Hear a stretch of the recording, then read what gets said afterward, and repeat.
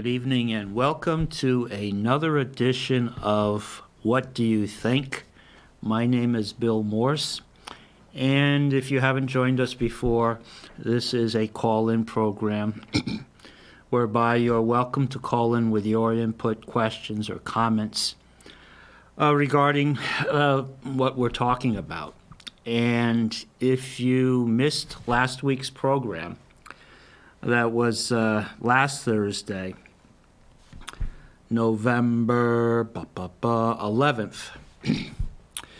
We talked about two different ways of dealing with drug abuse, drug addicts that are homeless and living outside. We looked at the hands-on approach of the Taliban in Kabul and also in the numerous provincial cities of Afghanistan. And we looked at the hands-off approach in handling addicts living on the street in the Kensington neighborhood of Philadelphia. Two very different approaches. I thought, and today, by the way, is Thursday, November 18th, 2021.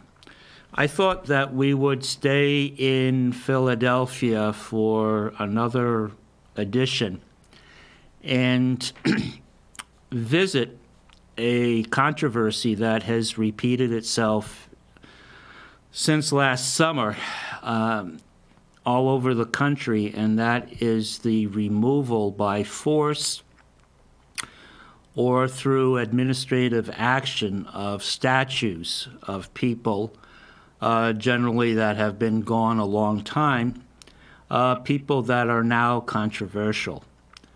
I remember after when the disturbances started up in the wake of the George Floyd case killing in Minneapolis, that in a number of cities, statues were being taken down either through a municipal order from the mayor or from council members or from a mob. One particular case stands out in my mind, and to me it was rather, shocking is probably not too strong a word, but there was a mob in Rochester, New York, that removed or pulled down a statue of Frederick Douglass and pushed the statue down a ravine into a creek within the park. And I remember typing out a letter to the mayor. I believe her name was Love something. Anyway, she's no longer the mayor. There was a scandal involving drug trafficking on the part of her husband, and so she resigned from office. And I also wrote the chief of police, and the chief of police later had to deal with a situation whereby an officer was accused of killing an unarmed man while on duty. That chief of police is also, I believe his name was Chief Singleton. That chief of police is also no longer with the city of Rochester, New York. So I did get a letter back from, I believe her name was Lovejoy, Mayor Lovejoy, and she shared my concern. My point was, why weren't the police there to stop the mob from removing the statue? Again, it was probably a case whereby the local authorities decided to have the police stand down and not enforce the law. Anyway, the statue, from what I understand, and from Mayor Lovejoy's letter back to me, and I appreciate the response, was that the statue was retrieved and reinstalled on its pedestal. Now, if you do not know who Frederick Douglass is, well, then that's a symptom of a larger problem we have in this country in teaching history. Briefly, Frederick Douglass was an advocate. He was a freed slave, and he was an advocate for non-free slaves and an advocate of abolition. And he was actually an advisor to President Abraham Lincoln in the 1860s. Think of Lincoln and Frederick Douglass as you would President Johnson in the 60s and Martin Luther King. Interestingly enough, 100 years later, we're talking 1860s, President Lincoln and Frederick Douglass, 1960s, President Johnson and Dr. Martin Luther King. So interesting how there are certain repeats or parallels in history when something is not finished, when there are loose ends still 100 years later. So anyway, fortunately, Frederick Douglass's statue was reinstalled on its pedestal back in the park. Why he would be taken down, just in my personal opinion, speaks to the randomness and the destructive nature of many mobs. And unfortunately, during the last summer of 2020, we had many instances where it was mob rule in a number of cities across the country. Anyway, speaking of statues, one statue that has come under scrutiny and has created perhaps more controversy than any other statue or any other figure in history is Christopher Columbus. Now, this Christopher Columbus has two statues in Philadelphia. If you're familiar with the city, you know that at one time, I would say a quarter of the population was of Italian descent. And there is a statue still in South Philadelphia. South Philadelphia is where most of the Italians that came over 100 years ago or so came to reside. That's why the market there is still called Little Italy, even though the Italians are gone and they've been replaced by Central Americans. It's still called the Italian market. And South Philadelphia is no longer predominantly Italian, but there are still roots, and you can still see, besides Italian restaurants, schools, Catholic schools, and churches, there are still other institutional reminders of who came and settled that series or that area of neighborhoods in southeast Philadelphia first. So the story is that during the riots and protests of last summer, the mayor was approached by a number of groups to take down or remove the statue of Christopher Columbus. The statue of Christopher Columbus is perhaps 30 feet tall. He's on a pedestal, and on the pedestal there are panels that depict the Nina, the Santa Maria, and the Pinta, the three ships that Columbus used to make his first voyage from southern Spain, not Italy, but southern Spain, across to San Salvador Island, which is, I believe, near Bermuda, southeast of Florida. And so I believe the statue also during that summer was vandalized with red paint. Now, why the controversy over Christopher Columbus? Aside from being credited with discovering what was then called the New World, what other actions were attributed to his experiences in the New World? Well, interestingly enough, I taught a class in fourth grade about Latin America, Central America, including the Caribbean. And of course, Christopher Columbus came up. And so I did a little research. There is the discovery side of Christopher Columbus, the navigator side of Christopher Columbus, the tenacity and the bravery of crossing an ocean where on the other end it was alleged that dragons lived and would gobble up your ship. These were beliefs that were harbored or held by a lot of people, and not just ignorant people. They just saw the world as being flat and being very limited. And if you're in a society where the printing press is something new and books have only been around for, I'd say, 50 years, and they were very expensive, then your level of distant communication is going to be very limited. So that's, I think, is important to keep in mind. Many people never left the village or the city where they grew up, and it's hard to place ourselves in a 1492 mentality. But in a little effort, it can be done. Now, I think the controversy lies in the repercussions from his discovery, not only of geography, but of the people that lived in that geography, and that would be the indigenous people. He called them Indians because he erroneously believed that he had sailed to India, and the term stuck, Indians.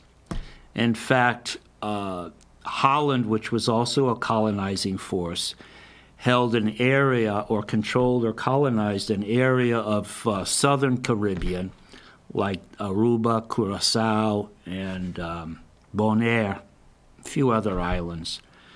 It's part of St. Martin. And they called it the Dutch West Indies.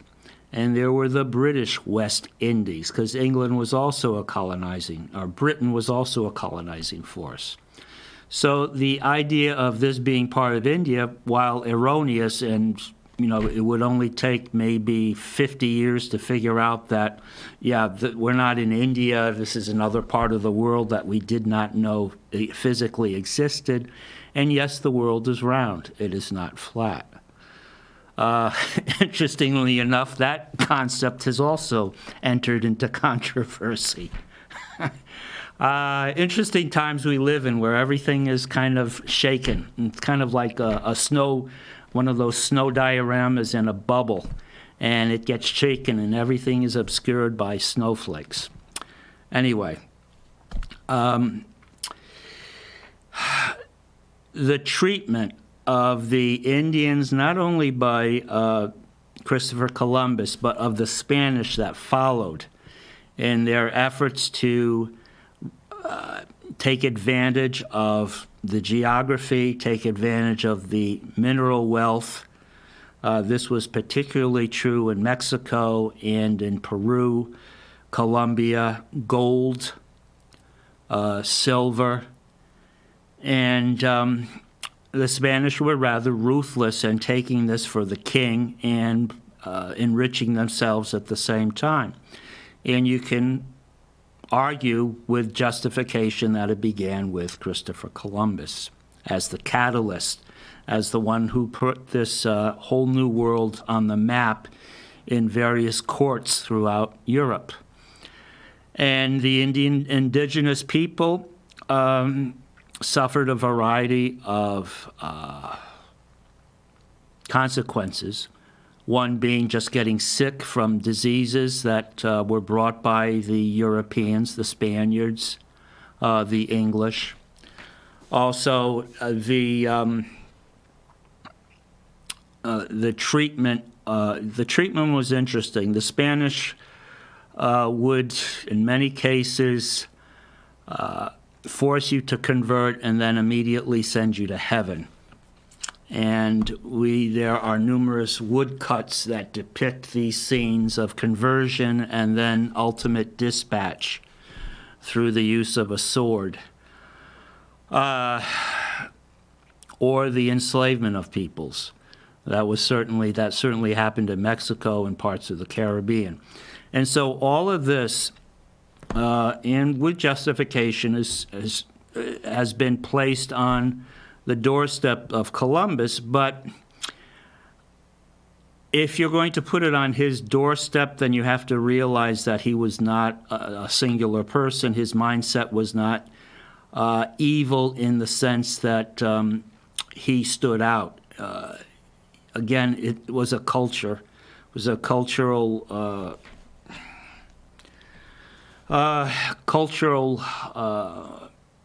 mix of different attitudes, religious, you could say also through Europeans believing that they were superior because they had the technological edge. And that seems to be the case. The strongest makes the rules. The strongest names themselves the chief. And so that certainly wasn't any different in 1492 as it has been in the last century, where through the use of technology, people have tried to expand muscle and in many cases committed genocide to various degrees. So anyway, Christopher Columbus, controversial. The mayor of Philadelphia, Mayor John Kenney, Kenney, decided that the statue should come down because of the egregious or the events that had started through Columbus's initial exploration. It's also important to remember that Columbus revisited the New World. I don't believe he ever set foot in the United States. He remained in the Caribbean. He had 2 more visits. He made 3 visits to the New World or the Caribbean in all. That was sufficient enough to start Spaniards to come to the New World. In fact, the oldest city in the United States was founded by Ponce de Leon, who was a Spanish captain, what would you say, a conquistador or a conqueror. And he was not looking for gold or silver, though he would pocket some if he came across it. He was looking for the fountain of youth. There were all kinds of myths of wealth and promise of miracles about the New World. Columbus did bring back a few natives. He brought back fruit. He brought back animals from Salvador Island, and they were brought in as kind of like you would a circus act before the king's court of Spain, because the king wanted something back for his sponsoring of the expedition. The 3 ships, the crew, who were paid, the supplies, etc. And so St. Augustine, Florida, was founded by Ponce de Leon. He landed on the Atlantic side, and so he actually was the first, I believe, Spaniard to arrive in the United States. And it wasn't until, I believe, 1609 that the first British arrived in the United States, and they founded, I believe, Jamestown in Virginia. They unfortunately perished within a couple of years. Their settlement disappeared, and it's a bit of a mystery as to what happened to that first group of English settlers that arrived in the continental United States. So anyway, getting back to Mayor Kenney, he decides last summer that he's going to issue orders. He gets the Historic Commission to go along with his thinking that the statue should come down. It should be relocated, perhaps within a museum, because it's a safety hazard in his words. And too much controversy, violence, and so the statue was put into a plywood box until it is physically moved to another location. Well, a court stepped in, a Commonwealth Court. Pennsylvania is a Commonwealth. And the Commonwealth Court said there was no finding or evidence of a threat to public safety, the statute could remain that there was no public safety rationale to remove the statue and put it somewhere else. So guess what? The statue remained clad in plywood. And I want to just start looking at a few pictures to kind of orient us where we are in Philadelphia and the size of the statue and how it looks dressed in plywood. So we're looking right now up South Broad Street. If you've been to Philadelphia, you know that the city is bisected north-south by Broad Street, east-west by Market Street. We are looking north along South Broad Street. If you look carefully where there's a break between the trees on the left and the trees on the right, you'll see skyscrapers. That is Center City, Philadelphia. I'd say that's about, I'm going to say a good 5 miles away, all right? Now, that intersection where you see the lights, if we could go to the next, all right, that intersection is right there. If you look carefully, you can see a park. And if you look to the right, underneath the flag of Italy, which was placed on the traffic light boom for Columbus Day, this past Columbus Day 2021, you can see a white type of box that is standing. And if you have really good eyes, you can see there's a police car to the left of that white standing box. Now, could we have the next slide? Now, we are at the intersection of Bigelow. Do I have that right? I'm not there that often. Bigelow, which is going east and west and South Broad Street. All right, next slide, please. We are at Marconi Park. Now, who was Marconi?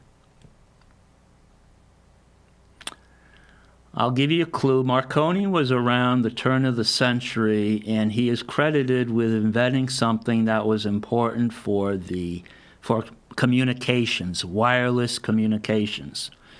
Now, the telephone is an example of wire communications.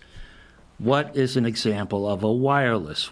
What do the British call a radio set? They call it a wireless.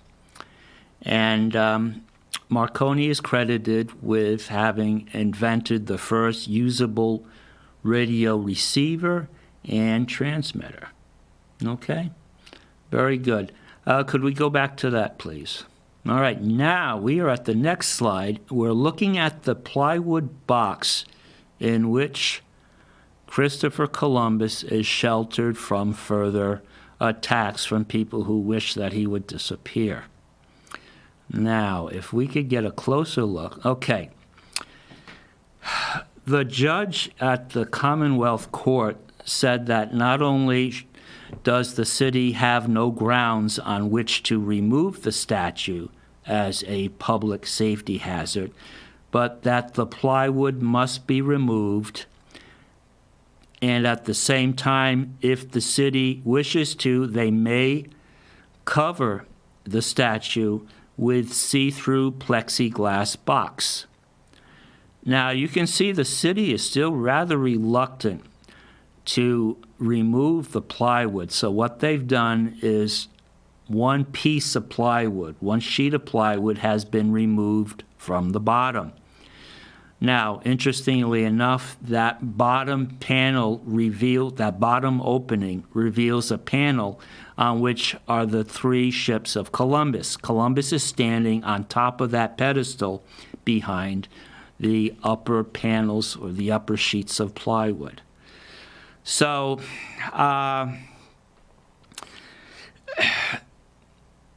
nobody really has won. Nobody has really lost in this argument. There was a court win in that the judge sided with people who wanted the statue to remain. She sided with them, and she even went so far as ruling that the plywood must be removed.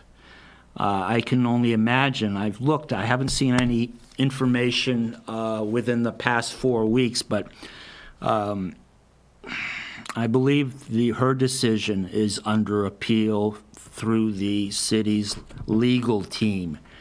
And so they're fighting this. They're dragging their heels in removing all the plywood from the statue. All right, now, I didn't take a picture of this, but on the left of the statue, to the left, there's a police car that's generally there 24/7.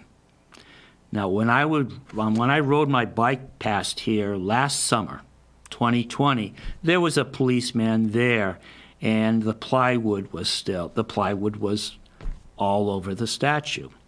Today, the policeman or the police car is still there to prevent people, I suppose, from vandalizing or attempting to do something behind the fence. You notice that Christopher Columbus, the statue, is surrounded by a fence, and on the fence, someone has posted a brief description of what's happened. 1492, 2021, 429 years have passed since Columbus made his first voyage to Salvador Island in near the Bahamas. And so this person or the group that wrote this sign and put it there, just to let people know that there was a court decision that the statue remain. There's nothing about the plywood being removed. I found that through an article based on Philadelphia Inquirer, a newspaper article from October 11th. There was, as you can tell by the flags that we saw by the street lights, there was a parade for Columbus on Columbus Day this year along South Broad Street in Philadelphia, South Philadelphia. However, before that time, the mayor had signed a declaration renaming Columbus Day. What do you think that the mayor renamed the holiday? How did he rename the holiday? He renamed it, and this has been done across the country, Indigenous Peoples Day. So 2021 was the first year that Philadelphia officially celebrated Columbus Day as Indigenous Peoples Day in an effort to recognize or highlight the negative, I'd say, pretty much negative impact not only Columbus but subsequent Europeans had on the indigenous people of the Americas. Now, could we see the next slide? Now, there is a picture of the judge at the Commonwealth Court that ruled in favor of those supporting the statue, saying that her name was Patricia Patrick. Yes, Judge Patricia Patrick, ruling that the city had no legal grounds on which to remove the statue, that they had failed to prove that it was a public safety hazard.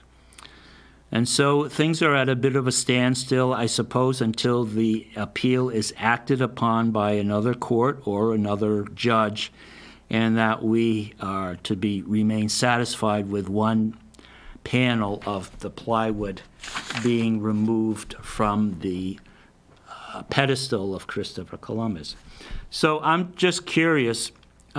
People call this cancel culture, whereby you take a figure that from the past, from another part of our history, and you remove signs of that, all physical evidence or public physical evidence of that person.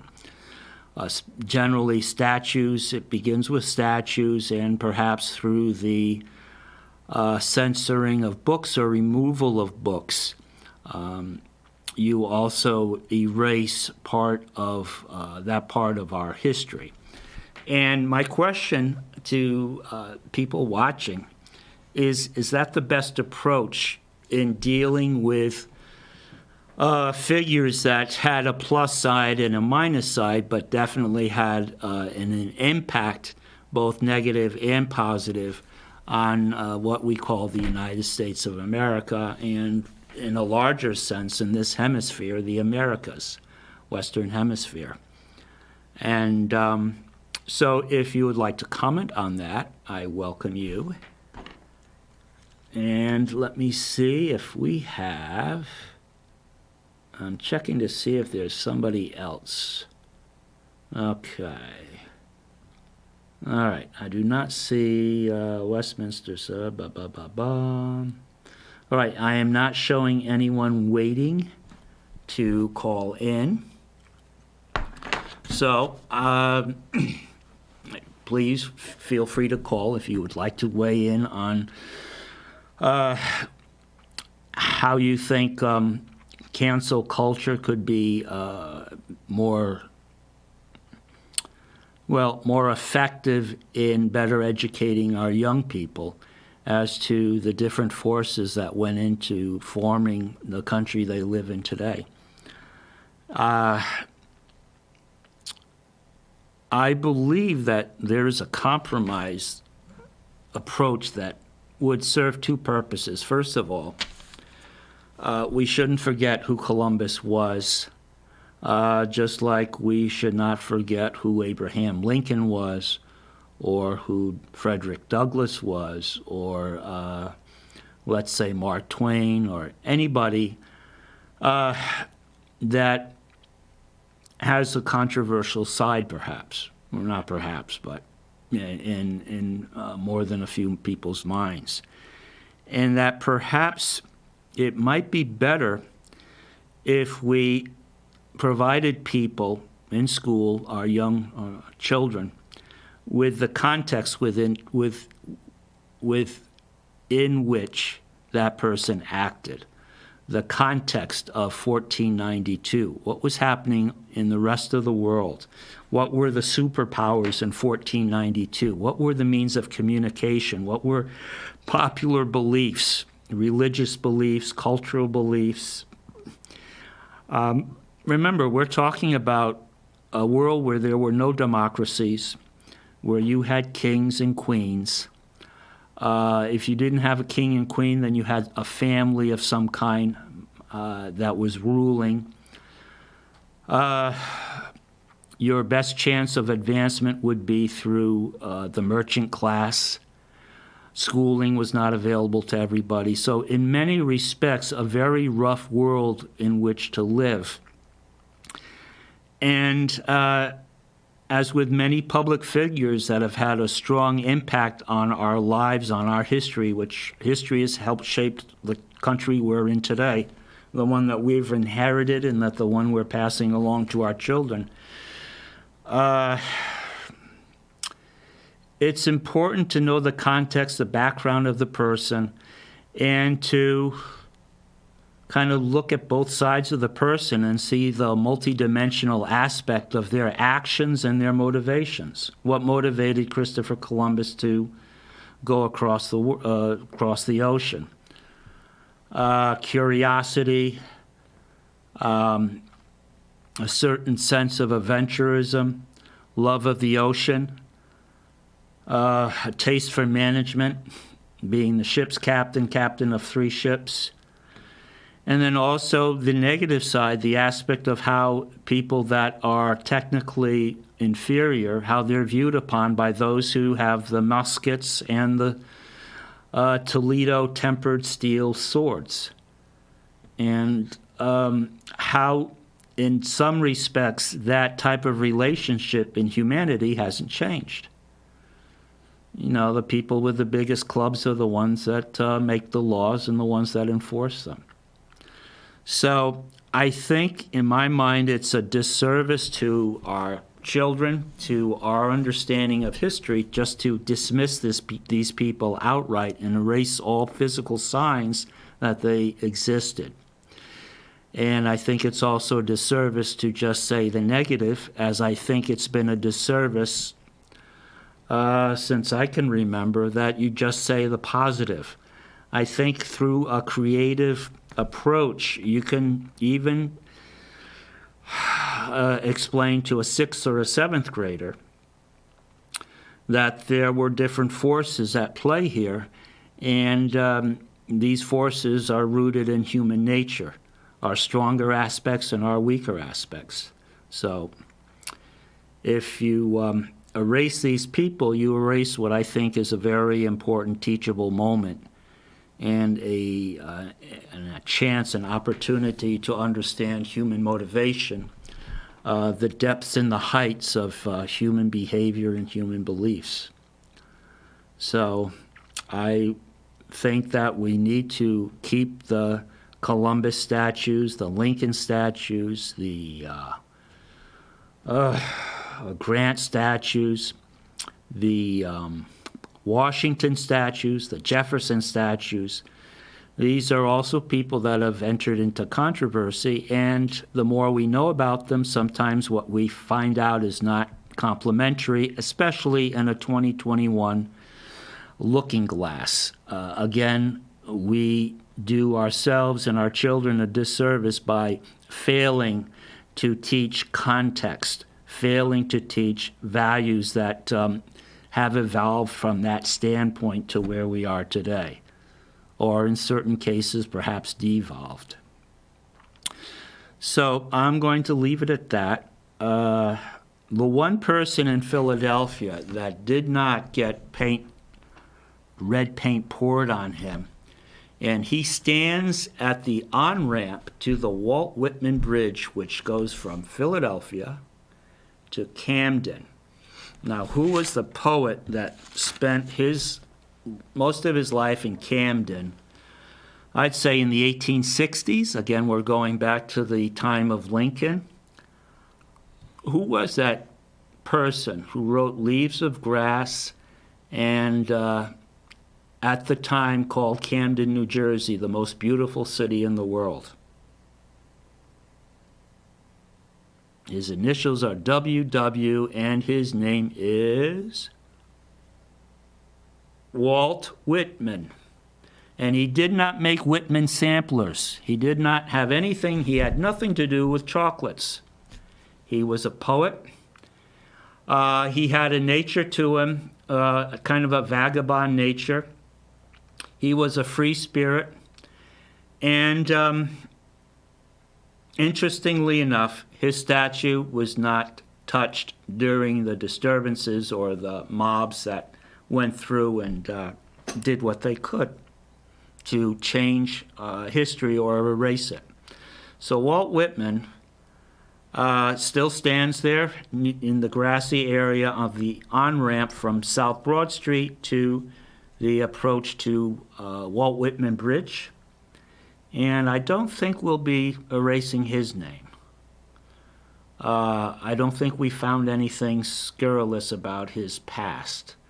Although, unfortunately, the city that he thought was the most beautiful, on which the City Hall in Camden is actually a rather imposing structure. It's about 15 stories tall. It's like a mini skyscraper built in the 20s. And it almost looks Byzantine if you look at it briefly. It's a cool tower.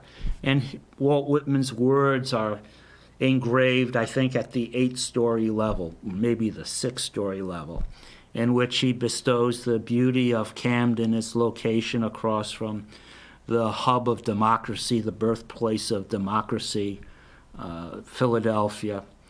And whereas Philadelphia has managed somewhat through the healthcare industry to replace jobs that went once manufacturing left, and Philadelphia had lots of manufacturing, anything from locomotives to television sets.